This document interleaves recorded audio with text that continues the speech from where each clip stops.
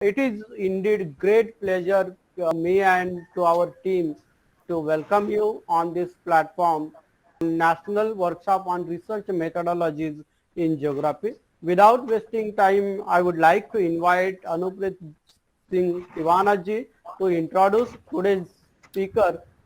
Please, Anuprit ji, please. Yeah. Thank you, Dr. Sardar, for inviting me. I welcome all the delegates, including Dr. Sardar, the speaker of today's workshop, Dr. Mohammad Tufail, Dr. Surendra Desai ji, and other dignitaries who are present on this virtual dais. Dear friends, it is really an honor for me to introduce Dr. Mohammad Tufail. The association between Dr. Tufail and me started in the year 2015. We met for the first time in the International Geography Conference of Royal Geographical Society in the University of Exeter, United Kingdom. And after that, I have observed many facets, many dimensions of his personality. Dr. Mohammad Tufail, I welcome you on behalf of the organizing committee, on behalf of the ASP College, on behalf of the 5 collaborating institutes of this national workshop, on behalf of the delegates, on behalf of the budding scholars and researchers of this country. Dr. Tufail is a geographer of high repute. Dear friends, often there is a misconception which generally come across our life that geography is not as much paying as economics, as science subjects, as medicine field. But I am sure that after my statement, you people will consider geography with more respect. Dr. Sardar and other delegates, I would like to share here that Dr. Mohammad Tufail was awarded by a research project of 54 lakhs by the Department of Science and Technology, Government of India. Likewise, he was awarded the second project of worth rupees more than 10 lakh by the Indian Council of Social Science Research, New Delhi. Hats off to you, Dr. Tufail, to your hard work and to your dedication for the subject of geography. The journey of Dr. Tufail with pure geography started from the Aligarh Muslim University. He completed his master's from AMU in the year 2006. After that, Dr. Tufail joined JNU, one of the premier institute of higher learning in Asia and world. And from JNU, Jawaharlal Nehru University, Dr. Tufail got the degrees of MPhil and PhD. After PhD, he remained in the research field as a postdoctoral fellow with ICSSR New Delhi. Presently, Dr. Tufail is assistant professor in the postgraduate department of geography, Government PG College, Rajouri, Jammu and Kashmir. He is the educational officer of Government of J&K.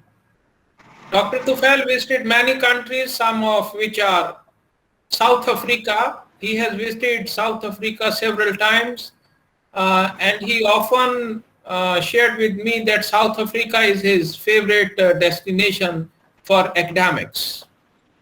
He visited Sweden in 2015, United Kingdom twice, South Africa again in 2017, Japan in 2017, and now I hope that after this pandemic will be over, he will visit all the countries of the world. Similarly, he has to his credit more than 12 research papers. So today he will speak on very important aspect of research methodology in geography, that is research design. The title of his presentation is An Introduction to Research Design, but I'm sure that this will not be just an introduction, but you will also enjoy his in-depth insights on this topic. So I welcome you again on this platform, and now this dais is yours, time is yours, and we will eager to hear from you. Over to Dr. Tufail. Thank you. Yeah, thank you. Thank you. Good evening, everybody. And thanks for the nice introduction, Professor Anuprit Singh Tivana. Thanks for giving me an opportunity to speak on a most relevant topic in research, that is research design. The research design refers to the overall strategy that you choose to integrate the different components of the study in a coherent and logical way, thereby ensuring you will effectively address the research problem. It constitutes the blueprint for the collection, measurement, and analysis of the data. Research design is the framework of research methods and techniques chosen by a researcher. Research being one of the most ancient method for the discoveries and inventions has got a great significance in the society of India. The research is a journey of truth, discoveries, and inventions. It is only through research the society is consistently developing. Research is mainly concerned with the measurement of phenomena in terms of quantity. Many a times a debate is conducted between qualitative and quantitative terms. Research is defined, as far as the research is concerned, it is defined as an art of gathering knowledge for the sake of knowledge. Research is defined as a systematic approach regarding generalizations and formulation of new theories. Research is a creative and strategic thinking process that involves constantly assessing, reassessing, and making decisions about the best possible means for obtaining information, carrying appropriate analysis, and tracing credible solutions.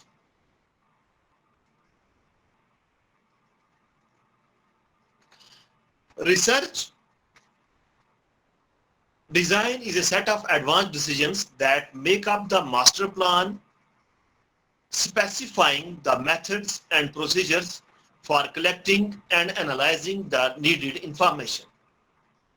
A research design is the arrangement of conditions for collection and analysis of data in a manner that aims to combine relevance to the research purpose. Research design is the conceptual structure within which the research is conducted, constitutes for the blueprint for the collection, measurement, and analysis of data. The research process is a process of multiple scientific steps in conducting the research work. Each step is interlinked with other steps. The process starts with the research problems at first. Then it advances in the next steps. Generally, a researcher conducts research work within 7 steps. In research work, primarily you require a research proposal. In research work, primarily you require a research proposal. It is because the proposal approves the research project, whether you achieve the ability to conduct research or not. So when you write a research proposal, present the detailed plans and specific objectives of your research. Correct. The research is a search of knowledge. It is defined as a scientific and systematic search for relevant information on a specific topic. In fact, research is an art of scientific investigation. Accordingly to Woody, research accumulated formulating research problems, formulating hypotheses, collecting and evaluation data and making hypotheses and suggested research conclusion and finally testing the hypothesis. Human and physical geography can be seen as two different disciplines, one being primarily focused on qualitative data and one on quantitative data, respectively. Both being equally dependent and interested within secondary data sources.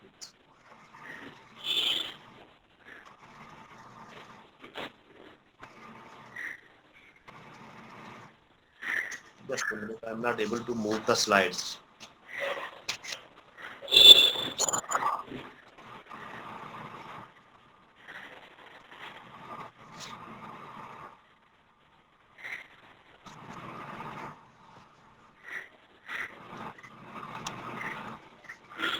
Next is the types of research.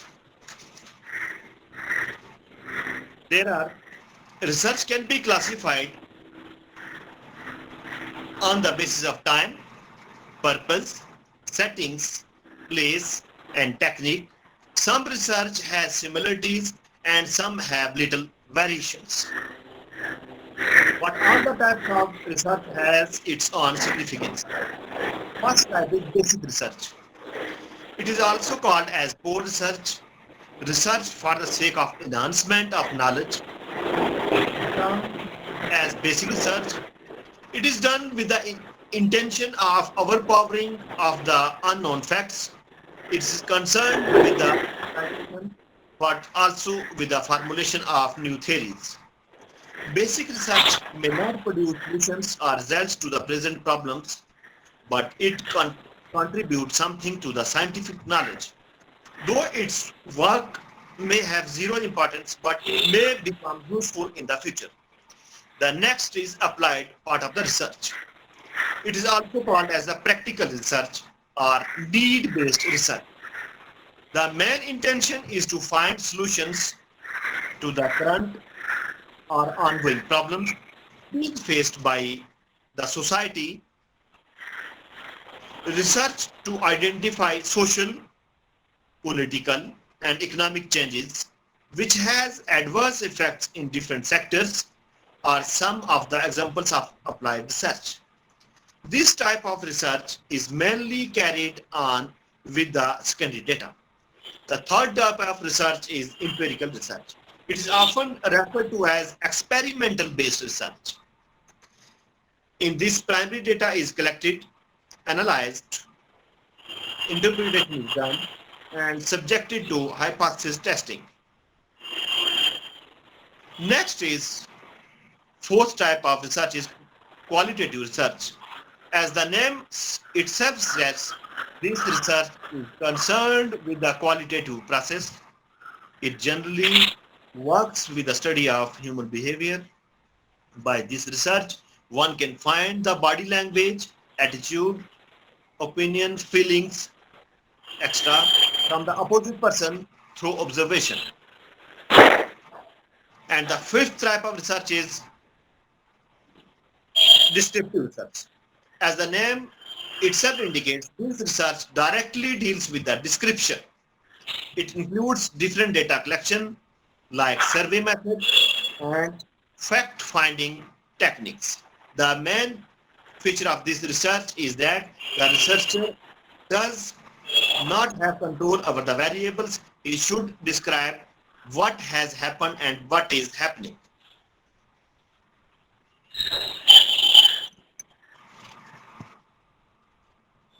Objectives of research.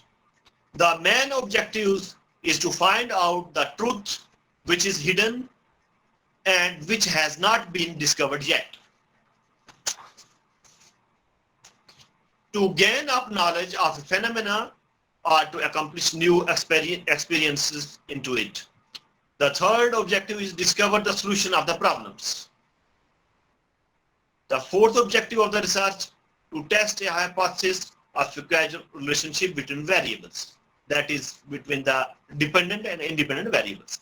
And the fifth objective of the research is to discover the unsolved problems and formulating a new theory which should be accepted by the globally.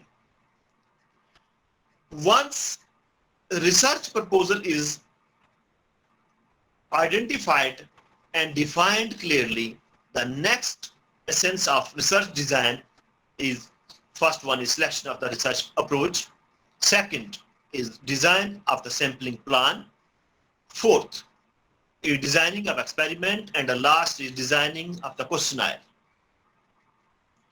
Selection of research approach. Research approach, there are two types, exploratory and conclusive research. For survey-based researches, based on requirements of the study, the researcher should decide about the type of study to be conducted. There are various steps involved in making of a research proposal or designing of a research. First one is define research problem. उसके बाद जो है review concepts and theories, review of previous research findings, next formulate hypothesis, then design research including sample design, sampling, collection of data, analysis, and writing of the report. There are different stages of research design. First is steps in social research, selection of research problem, then review of related literature, then it will be followed by formulation of research objectives, then devising hypothesis, then making the research design, methodology, then sampling, then data collection, then analysis of the data, collected data, and interpretation. First one is formulation of research problem. In real terms, research begins with a problem which needs solution. Such a perception on the part of the researcher, first of all, falls within the general area of interest, indicating to locate the problem, either in the quest of some intellectual pursuit or for some practical concern, such as finding out a practical solution to a problem, evaluation of a program in the light of the new facts, gathering of relevant facts for the social planning or even for the policy making. In research process, the first and foremost step happens to be that of selecting and properly defining a research problem. A researcher must find the problem and formulate it so that it becomes susceptible to research. Like a medical doctor, a researcher must examine all the symptoms presented to him or observed by him concerning a problem before he can diagnose correctly. To define a problem correctly, a researcher must know what a problem is. A research problem in general refers to some difficulty which a researcher experiences in the context of either a theoretical or practical situation and wants to obtain a solution for the same. Thus, a research problem is one which requires a researcher to find out the best solution for the given problem. That is, to find out by which course of action the objective can be attained optimally in the context of given environment. The research problem undertaken for the study must be carefully selected. The task is a difficult one. Although it may not appear to be so, help may be taken from a research guide in this connection. If the subject for research is selected properly by observing the above mentioned points, the research will not be a boring subject, rather it will be love's labor. In fact, zest for the work is a must. The subject or the problem selected must involve the researcher and must have an uppermost place in his mind so that he may undertake all pains needed for study. The second step in research design is review of related literature. Since an effective research is based on past knowledge, an investigator must always take advantage of the knowledge which have been preserved or accumulated earlier. It not only helps the researcher in avoiding duplication and formulating useful hypotheses, but also provides him with the evidence that he is familiar with what is already known and what is still unknown and untested in the field. Review of related literature implies the analysis of the summary of the writings of recognized authorities and the earlier researches in the particular area. The main objectives of the review of related literature are to provide theories, ideas, explanations, or hypotheses, which are likely to be helpful in the formulation of research problem. Next is second, to avoid overlapping studies. That is the importance of review of literature. Third, to be a fertile source for formulating hypotheses. Fourth, to suggest the methods of data collection procedures, to explore the sources of data and statistical techniques appropriate to the solution of the problem. Fifth, to gather comparative data and findings of earlier researches, which are of use in the interpretation of data and analysis of results. To enable the investigator to gain expertise in his area of interest. And the seventh importance of the review of literature is to keep the researcher abreast of the most recent development in his area of activity. Third step is the formulation of a hypothesis.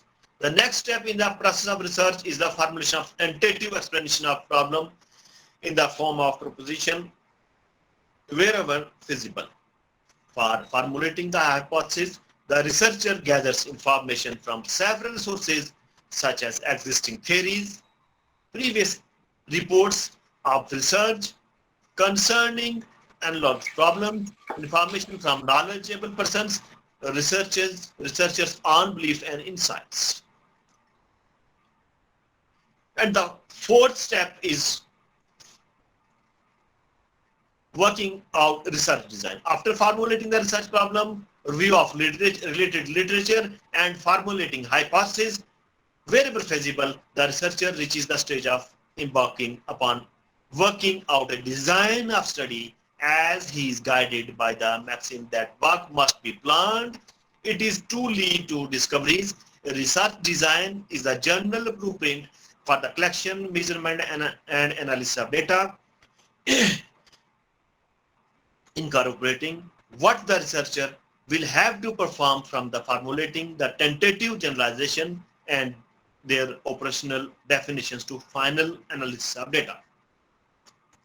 Research design is needed because it facilitates the smooth sailing of the various research operations, thereby making research as efficient as possible, beneficial for the society. Just as for the better economical and attractive construction of a house, we need a blueprint, or what is commonly called the map of the house.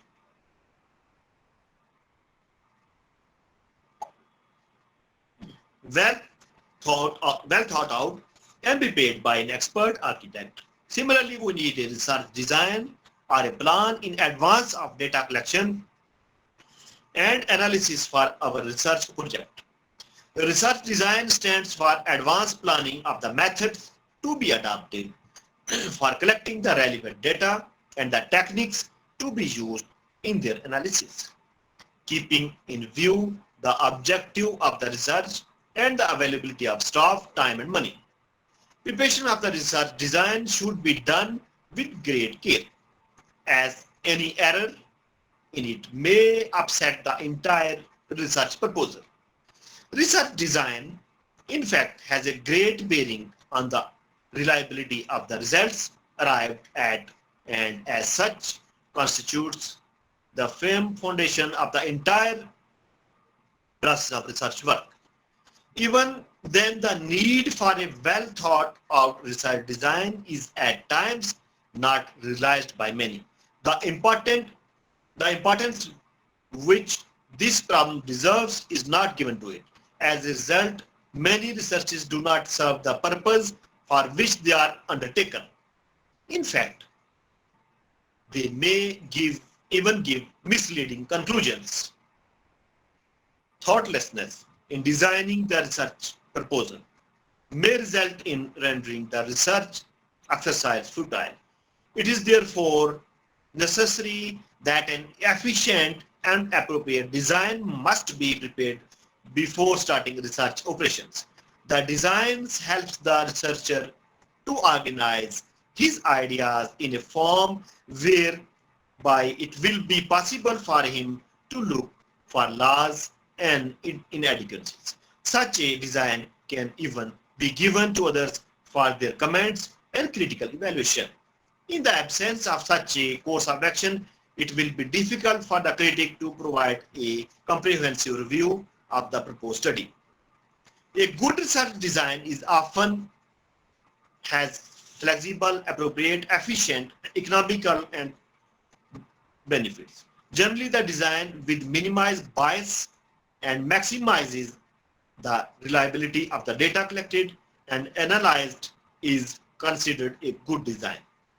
The research design, which gives the smallest experimental error, is supposed to be the best design in many investigations. The formidable problem that follows the task of defining the research problem is the preparation of the design of the research project, popularly known as the research design. Decisions regarding what, where, when, how, much, by what means concerning an inquiry or a research study constitutes a research design. A research design is the arrangement of conditions for collection and analysis of data in a manner that aims to combine relevance to the research purpose with economy in the procedure. In fact, the research design is the conceptual structure within which research is conducted.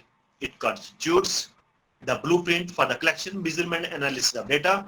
As such, the design includes an outline of what the researcher will do from writing the hypothesis and its operational implications to the final analysis data. More specifically, the design decisions happen to be in respect of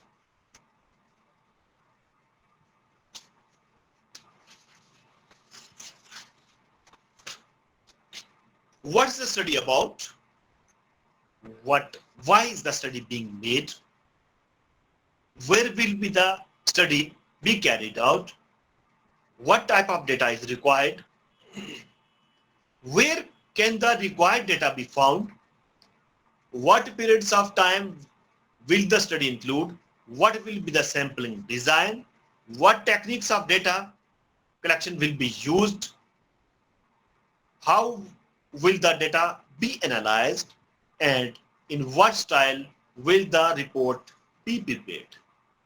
And the fifth stage, which involves the research design, is the sample selection. All items in any field of inquiry constitutes a universe or population. A complete enumeration of all items in the population is known as census inquiry. It can be presumed that in such an inquiry, when all items are covered, no element of chance is left and the highest accuracy is obtained. But in practice, this may not be true. Even the slightest element of bias in such an inquiry will get larger and larger as the number of observations increases. Moreover, there is no way of checking the element of bias or its extent except through a resurvey or use of sample checks. Besides, this type of inquiry involves a great deal of time, money, and energy. Therefore, when the field of inquiry is large, this method becomes difficult to adopt because of the resources involved. At times, this method is practically beyond the reach of ordinary researchers. Perhaps government is the only institution which can get the complete enumeration carried out. Even the government adopts this in very rare cases, such as population censuses conducted once in a decade time. Further, many a time it is not possible to examine every item in the population, and sometimes it is possible to obtain sufficiently accurate results by studying only a part of total population. In such cases, there is no utility of census surveys. The universe of study comprises all items or individuals under consideration in any field of inquiry. In statistical terms, a universe or population refers to the aggregate of individuals or units from which a sample is drawn and to which the results and analysis are to apply. The researcher may distinguish between the target population and a survey population so as to clearly define the universe of study. The target population is that population for which the results of research are required. On the contrary, the survey population implies those items or individuals which are actually included in the sampling frame from which the sample is drawn. However, in most sociological purposes, such a distinction is not deemed to be significant. In any case, a complete population must be very explicitly defined in terms of elements, sampling units, extent, and time. Design of sample plan. Sampling plan mechanism by which the sampling units of study are selected for sampling frame of the population in turn affects cost and time to conduct the study, and reliability of inferences of the study should be selected with utmost care. Sampling plan, probability sampling plan and non-probability sampling plans. Probability sampling plans, simple random sampling, systematic sampling, stratified random sampling, cluster sampling, multi-stage sampling, etc. Non-probability sampling plans, convenience sampling, judgment sampling, quota sampling, snowball sampling. These are all types of sampling techniques. Different methods of primary data collection: personal interviews, telephonic interview, and mail surveys are used for the collection of data. The success of survey methods depends on the strength of questionnaire used. Questionnaires is a set of well-formulated questions to probe and obtain responses from the respondents. Next stage is the determining of the sampling design. As in practice, a complete enumeration of all the items in the universe is not possible under many circumstances due to the requirement of a great deal of time, money, and energy. The researcher embarks upon deciding the way of selecting a representative sample, which is popularly known as the sample design. It is defined, plan, chalked out prior to actual collection of data for obtaining a sample from the universe. The sample must be representative and adequate. Steps in sample design. While developing sample design, the researchers must pay attention to the following points. First is type of the universe. The first step in developing any sample design is to clearly define the set of objects technically called the universe to be studied. The universe can be finite or infinite. infinite universe, the number of items is certain, but in cases of the number of items are less. The population of city, for example, the population of city, the number of workers in a factory, and the like are examples of finite universe, whereas the number of stars in the sky of a specific ratio program throwing of a dice extra are examples of infinite universe. Next is sampling unit. A decision has to be taken concerning a sampling unit before selecting sample. Sampling unit may be geographical one such as state, district, village, etc. or a construction unit such as house, flat, etc. or it may be a social unit such as family, club, school, etc. or it may be an individual. The researcher will have to decide one or more of the such units that he has to select for his study. That is the sampling unit. And the third is source list. It also known as the sampling frame from which sample is to be drawn. It contains the names of all the items of universe.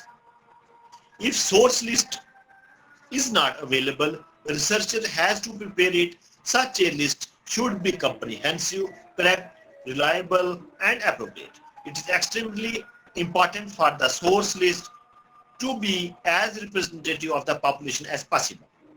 And the next step in the sample selection is size of sample.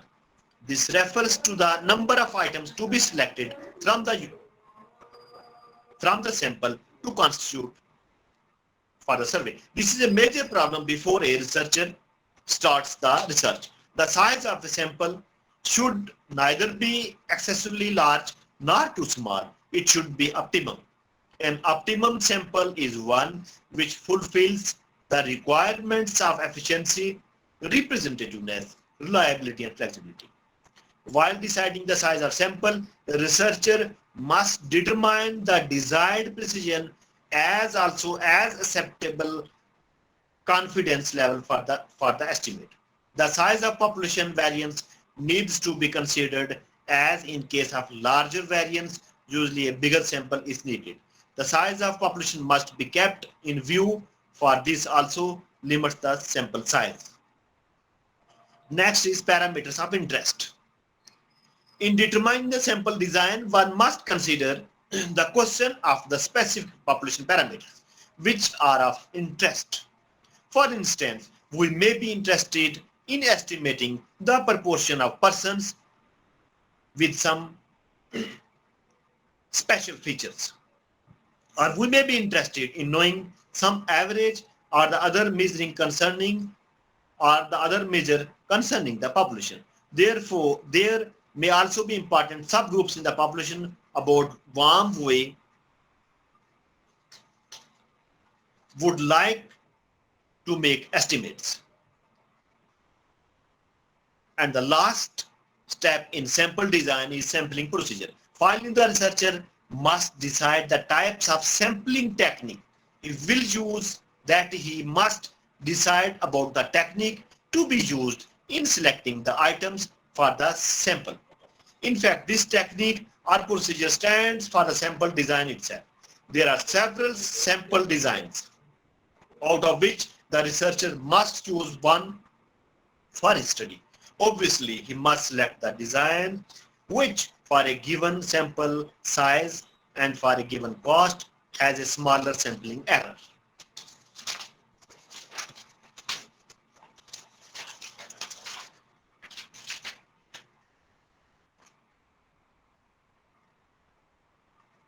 Features of a good sample design.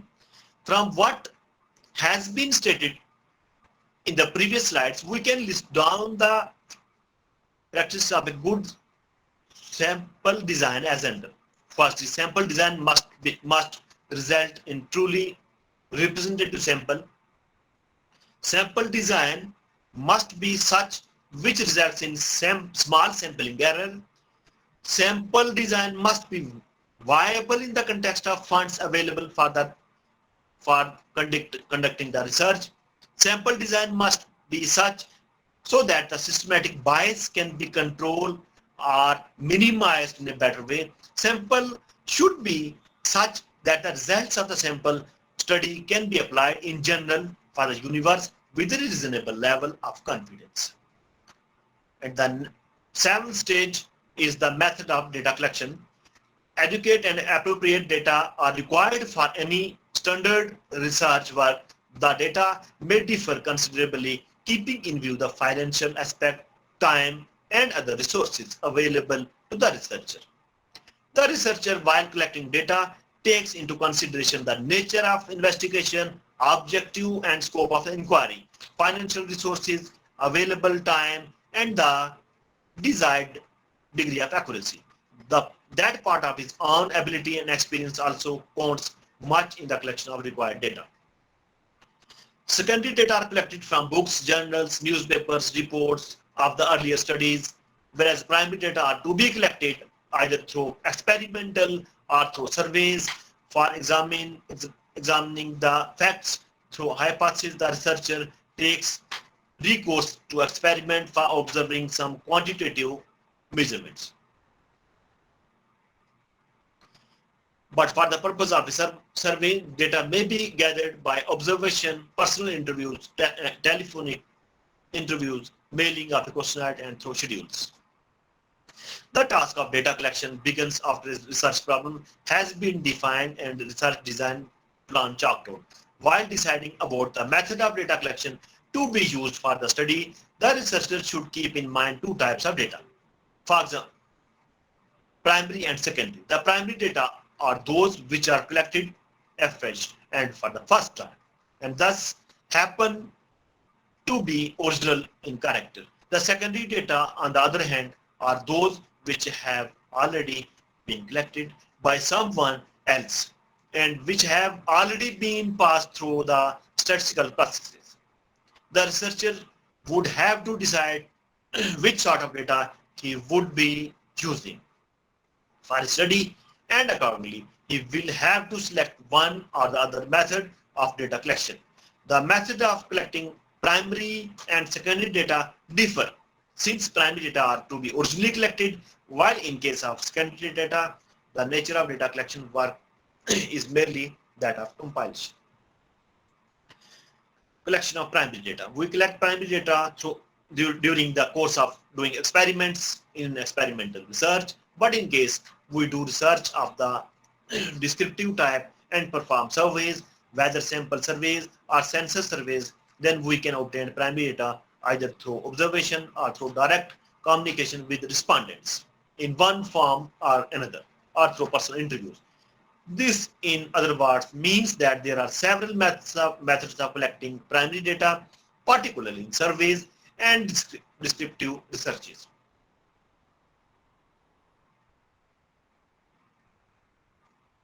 Important ones are observation method, interview method, through questionnaires, through schedules, and other methods. Observation method, first one is observation method. The observation method is the most commonly used method, especially in studies relating to the behavioral sciences. In a way, we all observe things around us, but this sort of observation is not scientific observation. Observation becomes a scientific tool and the method of data collection for the researcher. When it serves a formulated research purpose, it's systematically planned and recorded and is subject to checks and controls on validity and reliability. The next method is interview method. The interview method of collecting data involves presentation of oral verbal stimuli and reply in terms of oral verbal responses. This method can be used through personal interviews and, if possible, through the telephonic interviews. Next stage of data collection is through questionnaires. This method of data collection is quite popular, particularly in case of big inquiries. It is being adopted by private individuals, research workers, private and public organizations, and even by the governments. In this method, a questionnaire is sent to the persons concerned with a request to answer the questions and return the questionnaire. A questionnaire consists of a number of questions printed or typed in a definite order on a form or a set of forms, the questionnaire is mailed to respondents who are expected to read and understand the questions and write down the reply in the space meant for the purpose in the questionnaire itself. The respondents have to answer the questions on their own. The data which is collected for the first time, generalized steps of designing questionnaires, identification of research issues, and finalization of the set of hypotheses for each issue, formulation of a set of questions, and then deciding about the contents and format of each question, arrangement of questions in questionnaire in appropriate sequence, pre-testing questionnaire, review of questions for improvements. Next step is the collection of data through schedules. This method of data collection is very much like the collection of data through questionnaires, with little difference which lies in the fact that schedules are being filled in by the enumerators who are specially appointed for the purpose. These enumerators, along with the schedules, go to the respondents but put to them the questions from the performer in the order the questions are listed and record the replies in the space meant for the same in the performer. In certain situations, schedule may be handed over to the respondents and enumerators may help them in recording their answers to various questions in the said statements, schedules. Enumerators explain the aims and objectives of the investigation and also remove the difficulties which any respondent may feel in understanding the implication of a particular question or defining a concept of difficult terms. The eighth stage which involves in the research design is the analysis of data. After completion of collection of data, the researcher embarks upon analysis of these data. This involves a number of operations such as establishment of categories, the application of these categories to raw data through coding, tabulation. Therefore, statistical inferences are drawn. All these operations are very closely related to one another. At the outset, the researcher classifies the raw data into some usable categories on the basis of some purposes. At this stage, coding operations is also done so as to transform the categories of data into symbols in order to make them amenable to be tabulated and counted. The researcher may also conduct editing in order to improve the quality of data for coding. Therefore, in post-coding stage, the classified data are put in the form of tables as a part of technical procedure, either manually or through mechanical devices such as computers. Computers are generally used in large inquiries for the dual purposes of saving time and for making the study of large number of variables possible.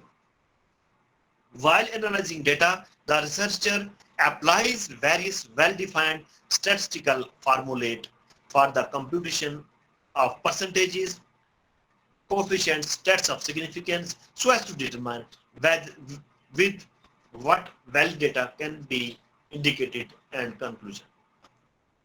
The next stage in the research design is testing a hypothesis. Geographical studies do not always generate data that confirm the original hypothesis. In many instances, a hypothesis is refuted and researchers must reformulate their conclusions. In behavioral sciences, it is not possible to test several hypotheses directly. The social scientist can only test the research hypothesis by establishing some kind of sample of the behavior in order to observe it directly. The research hypothesis is the prediction derived from the theory under test. It provides simply an inconclusive test. Actually, a stronger test of logic is formed when a null hypothesis is rejected. The null hypothesis is a hypothesis of no difference, the rejection of which results in the acceptance of the alternate hypothesis. The alternative hypothesis is the operational statement of the researcher's research hypothesis. The 10th stage involves in the research design is a generalization and interpretation of the collected data or analysis of data. After the hypothesis is tested and found valid, it becomes possible on the part of a researcher to reach the stage of generalization, which may be constituted to be the real value of research. This is only possible in case of hypothesis testing studies, but in the hypothesis formulating studies, where the researcher has no hypothesis to begin with, he may seek to interpret his findings. In other words, he may seek to explain the findings of his research on the basis of some theoretical framework, which may probably raise some new questions for further researches. And the last stage involved in the research design is the reporting or writing of the report. A research report is the end product of a research activity, which gives an account of a long journey on the path of findings, a new knowledge or modified knowledge. Writing a research report is a technical task as it requires not only skill on the part of the researcher, but also considerable effort, patience, and penetration. An overall approach to the problem, data, and analysis, along with grasp our language and greater objectivity, and springing from a considerable thought. The final step of the research process outline is to report the research finding, describe the significance of research study, work out how do they relate to the previous research findings. Usually the research report is published as a journal article or a book. This is the last stage in terms of the individual research project. Mostly a research report discusses questions that remain unanswered and suggest further research in the future in general.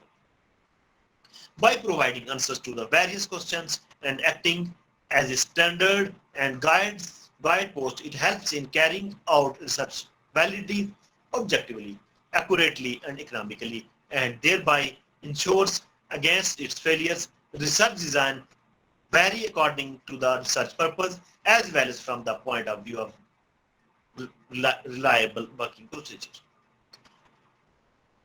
And the last part of the next slide is the importance of research design in geography. It helps to know about the nature and extent of the research problem and suggested the possible solutions on the specific area, helps to make prediction about the future scenario.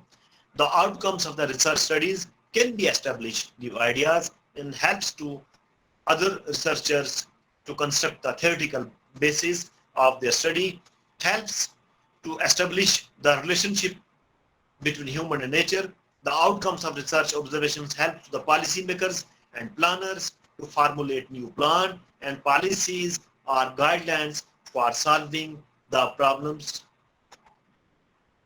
The research design refers to the overall strategy that you choose to integrate the different components of the study in a coherent and logical way, thereby ensuring you will effectively address the research problem. It constitutes the blueprint for the collection, measurement, and analysis of data. Social science research provides authentic information to the pupil that are scientifically proven so that the end users can rely upon it. It also helps us in finding the solutions to different societal problems. Social science deals with the study of society and the relationship among the individuals within a society. It includes business, sociology, commerce, demography, etc. Social science research provides authentic information to the pupil that are scientifically proven so that end users can rely upon it. Social scientists are involved with solving many of the world's biggest issues like cybersecurity, finding a cause of various new diseases, and evolving new strategies for defense challenges faced by the countries. Various countries also take up help from social researchers in order to deal with the day-to-day challenges faced by them. If we consider the field of medicine, social scientists work closely with different organizations for finding the cause of any new disease. Studying the environmental conditions is equally important as studying the cause and pathogen responsible for the disease. Social sciences refers to the business, commerce. The importance that social sciences research includes is immeasurable and enlarging. As social science, business and economic problems abound, the significance of social research gets enhanced as it provides workable solutions. We know the objectives of the social research are elaborate. From these,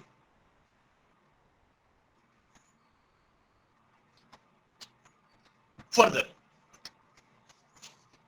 the research design, a good research design, it will reduce the inaccuracy. It helps to get maximum efficiency and reliability.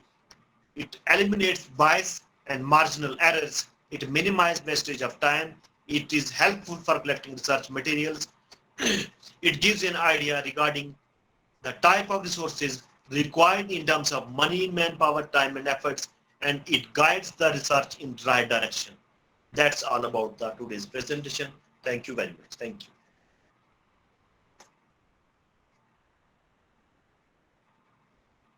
Thank you. Thank you, sir. If you have any question, queries, most welcome.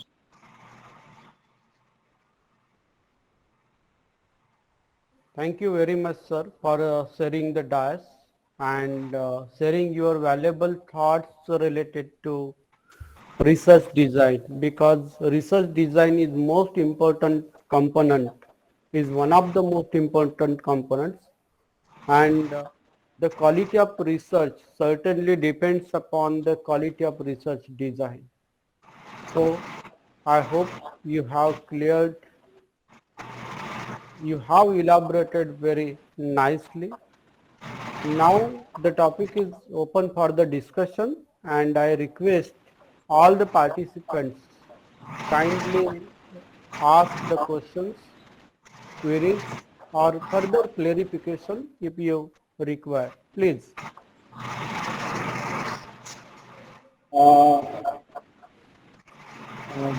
Good evening, sir. I have a question. Yeah, you are audible. You are audible. Am I audible to you? Yes, you are very much audible. Yes, you are audible, sir. Ask, please. My question is related to the data handling actually. Is data during data handling, is the manipulation of data is ethical or not? Sorry? During data handling, is ethical or not? Sir, okay. He is asking about manipulation of data is ethical or unethical. I think it is really unethical. Very much unethical. It's unethical. It's very much unethical. Question has itself the answer.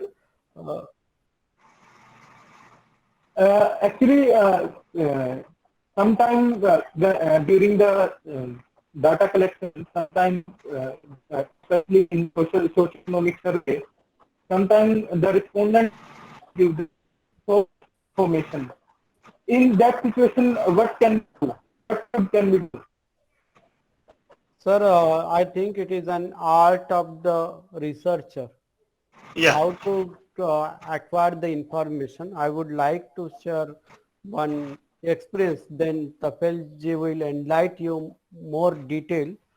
When I was in PG, we had project related to mapping of the CBD, and for that purpose we had selected new indicators like internet connectivity center, internet facility center, STD booths, like that. It was the unique one under the guidance of Dr. A.P. Kumbar sir. And when we went for survey, one person came to this stage to beat us. that I will not provide the data. Till today I haven't informed to my father. He will inform to income tax department. Likewise, their answer. I told him, sir, sorry, sir, we are going to skip your internet facility center and we will not note down.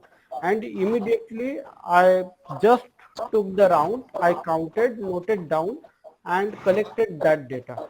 But at that place, observation method, it is most useful, and we should be aware either the respondent is giving the correct answer or not. And for that, quality of the questionnaire is also most important, because you should have some tricky questions to get the answers.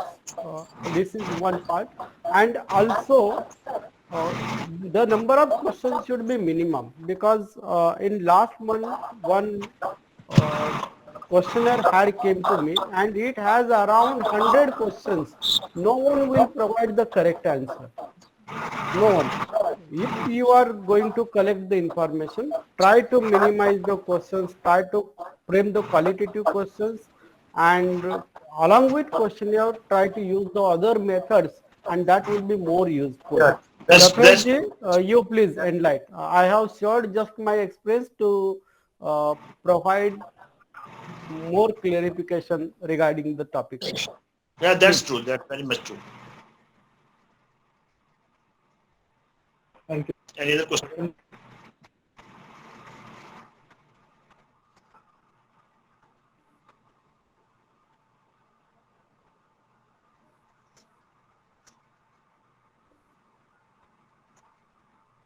Ishwar Singh has asked about feedback link. It will be shared on Google Classroom only.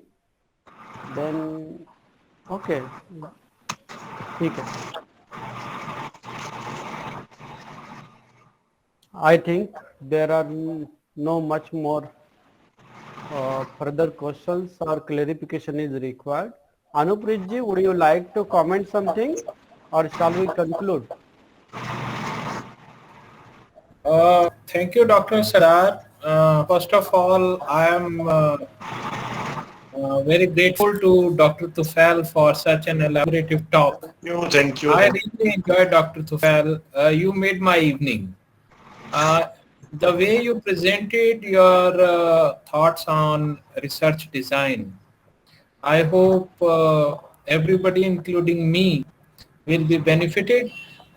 So thank you very much, and we will jointly organize some more events in the future also. Definitely. So thank you. Thanks to all. Over to Dr. Sardar. Thank you, sir. Thank you. Being the organizing secretary, and on behalf of organizing committee, all the collaborative institutes, and all the participants, I extend my sincere thanks to Dr. Mohd Tufail for sharing the dais and sharing his informative lecture and enlightening the participants in the area of research design. Thank you very much, sir. Thank you. Thank you, sir. Thank you. There is one little announcement for the participants. The recorded lectures will be shared on Google Classroom. And from today onwards, we have decided not to go for live broadcasting, because sometimes due to network issue, some part is missing. So simultaneously lecture will be recorded, and afterwards within half an hour it will be uploaded to the YouTube channel. And the link of the same will be provided in the Google Classroom also. And to join the tomorrow's lecture, the same link will be there. Tomorrow, Dr. Surendra Thakur Desai is going to deliver a lecture on framing the title, objectives, and the necessity of hypothesis. It is very much important topic, and I hope that all will join in time so we can start within time. Thank you. Thank you. Thank you, sir. Thank you all. Thank you, sir.